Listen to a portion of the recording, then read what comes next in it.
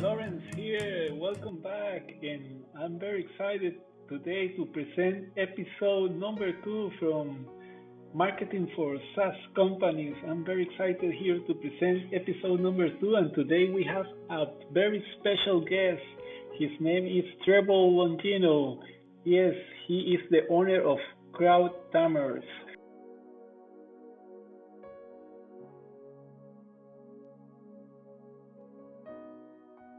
Today we have our host, Trevor, and he is an expert in SaaS companies, and we wanted to know a little bit more about you and what you do for the SaaS industry. Sure thing. So I run Crowd Tamers. We're an agency. Hello, by the way, all the listeners. I run Crowd Tamers. We're an agency that helps early stage startups launch. And my interest is because I've launched 50 or so startups over the years, and I've had 12 of them go to more than $2 million a year in revenue. And so that I've kind of developed a system that works pretty reliably. I'd say not all of my launches have been successful, of course, but the ones that have been successful have tended to come later in my career as I've learned more about how to do this well. And that approach is not, I don't think it's revolutionary, but it is very focused to get startups up off the ground, to help them find product market fit, to help them do this in a quantifiable nature, right? With actual like mathematical proof, and not just, I did a customer call or two and sounds good. So trying to get a few more data points and trying to get faster success or faster failures, because sometimes a startup idea just won't work. And in my personal opinion about this is, I'd rather spend a couple hundred or maybe even a couple $1,000s on advertisements and learn that my startup idea will never succeed than spend 6 months or a year or 3 years of my life and then figure out that it wasn't going to work. Right? I'd rather learn this in a week or two and then go like, nope, never mind, build something different. Just a better use of my life. And if you value your time at more than a couple cents an hour, a better use of your money too. That's kind of what Crowd Tamers are. That's what we do. I've been doing startup marketing for 20-ish years and have worked for some big companies you've heard of, companies like CD Projekt Red, which makes the Witcher video games. Worked for over in Europe for Contact.io, which is one of the leading hardware manufacturers for Bluetooth beacons. And then a number of startups that are small that you wouldn't have heard of, like Unito.io, Neosensory, ClearML, Maya Data, a whole roster of clients who are, reach that couple million a year in revenue, but that hardly means they're a brand name that everyone knows. My interest really lies in that early stage and getting businesses up off the ground. So if they get to be 5 million, 10 million a year in business, the problems you need to solve as a marketer then don't appeal to me so much. So I tend to not work for clients that size. I totally understand. And Trevor, to help a little bit our audience, one of the questions that I have the most of the time is that if I have already my SaaS company, what is the best way to get more users? Like by content, creating amazing quality content, send some people. Other people say that invest in organic. Other people say more to grow by paying ads. What type of ads also, if you recommend the ads in Google or ads in Facebook, or if you have other ideas for the people that have already the main problem they are getting at the moment is because in a SaaS business they need to get as much as subscriptions as possible. So it's one of the questions that I have most of the time. Yes. And the answer is a bit challenging because it depends, right? But what I think matters for a startup in the beginning stages, right? Whether it's a brand new startup or just a new launch of an existing product, you want to have clear information on who your persona is, what they want to hear from you, how to get a hold of them, and then finally, if your funnel works. I tend to go through that educational process. It's a 9-experiment process, which can take as little as 9 weeks or as long as you want it to, right? Just space out the weeks. I tend to go to Facebook or Twitter, display advertising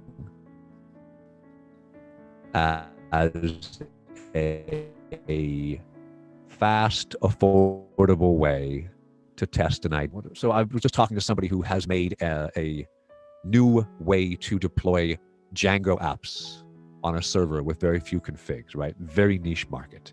So working for devs, probably 90% of your listeners won't even really know what this is. I don't really know what this is, but we'll use them as an example and work through the model, right?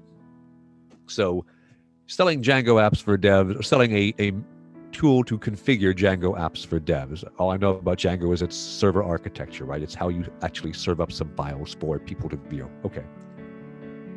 If you're a very experienced dev, odds are you're not going to use this just because you already have figured out how to solve this problem. So I can already say probably you're going to want to target your approach to more junior developers, maybe people who just exited from a boot camp or a school like Lambda University, right? So I can start to target a persona here for the software. And then instead of just being Django server configuration, it becomes get started with very little work and look like a pro. Exact same software, different positioning. So then what you do is, I made this up, right? Is it the right way to position? Who knows? You test it.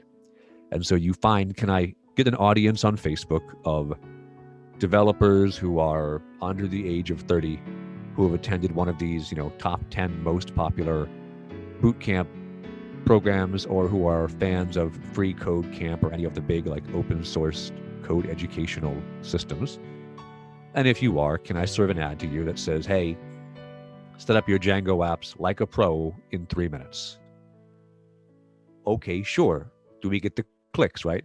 And what we're looking for is a minimum bar of 2.5% click on the ad. If you get less than that, people don't care. If you get 4%, 6%, higher like that, real good. You found an audience. Your audience and your message are both resonating. Once you've got the top of the funnel working, and you're sending these people to a page, right? It can be your homepage. It can be anywhere. It doesn't matter right now because you're not worried about the bottom of this funnel. Once you've got the top of the funnel working, where you're reliably getting 4 to 6% of your traffic to come visit, then you build the bottom of the funnel to where it reliably convert. I mean, what's your offer, right? If it's pay me right now, that's a hard sale. Probably 1%, 2% conversion rate. It's good. If it's a free trial, 3%, 5%. If it's a free product, 8%, 10%, right? Somewhere in there is what you're looking for. And when you build this whole process out, now you know when I send paid advertisement to this landing page, this is how it works. And then you're going to stop using paid advertisements, probably, because I don't actually like Facebook ads or Twitter ads to drive business. They're good to learn. But I tell everybody I work with, look, ads are a performance-enhancing drug, right? Like any performance-enhancing drug, they're a bit addictive. It feels good when you're using them. And maybe you want to experiment with them a little bit. I carefully say this where my son cannot hear me.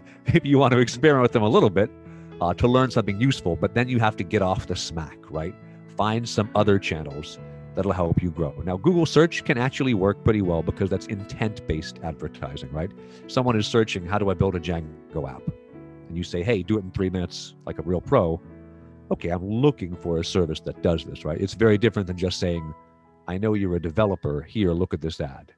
So Google ad, search-based intent can work, but also you're still paying for every single click, right?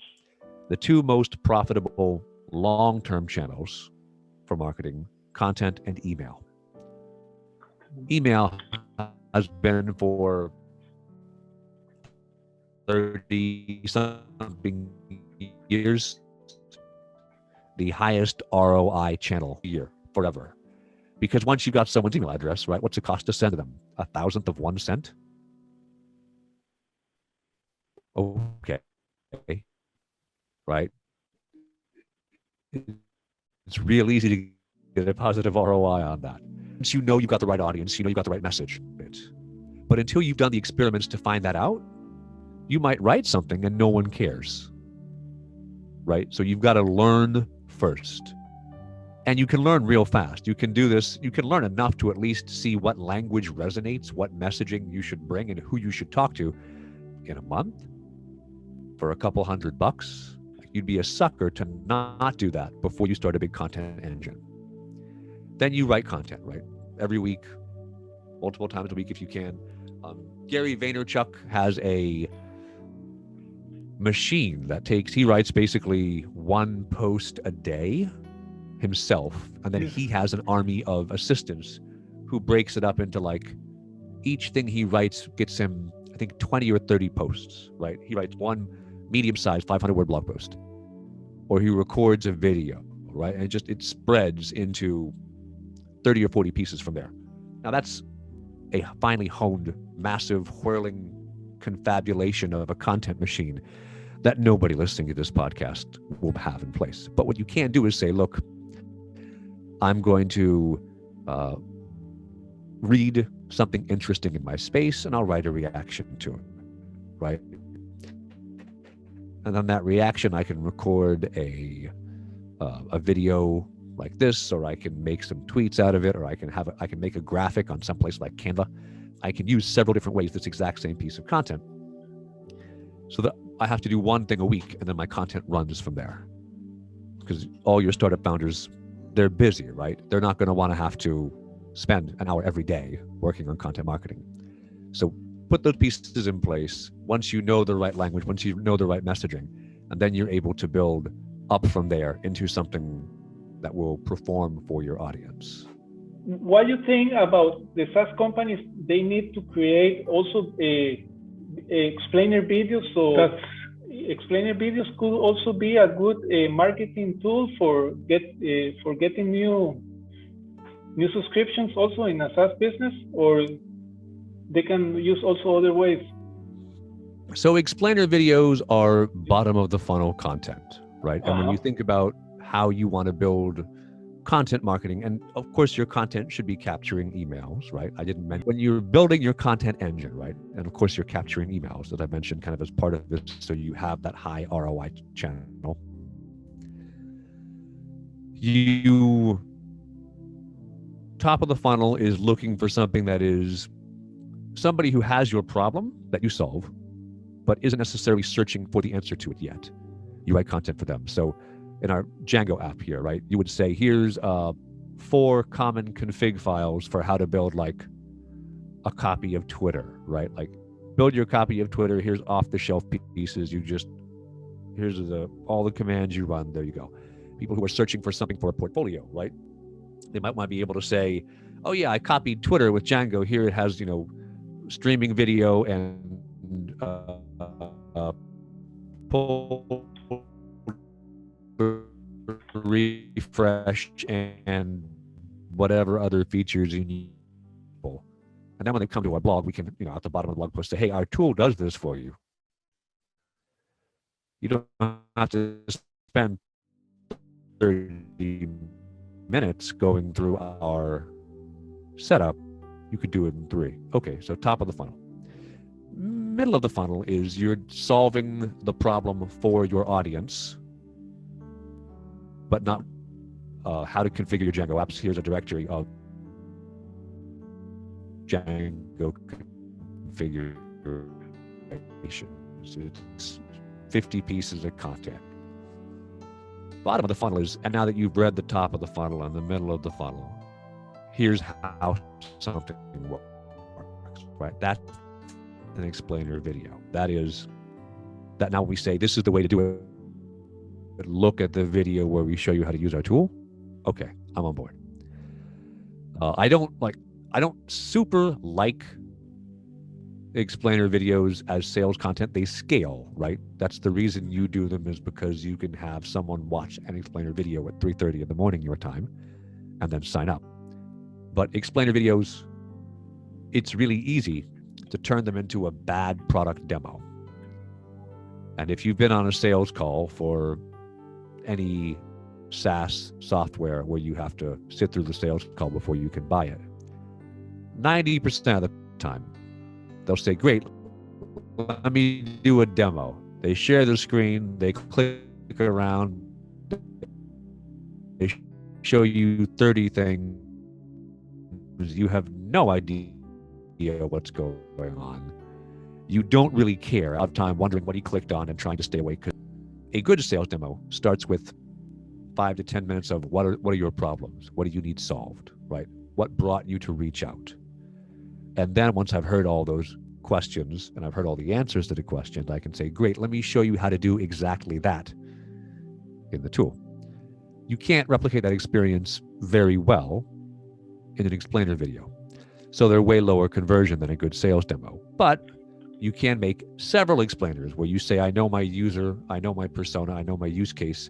Let me make explainer videos for the 3 or 5 or 7 most common problems to solve. So you don't want to make a complete overview because no one cares about your complete overview. They want to solve the problem they're trying to sign up for. And if you can explain that crisply and clearly in a 90-second video, show them how to do it.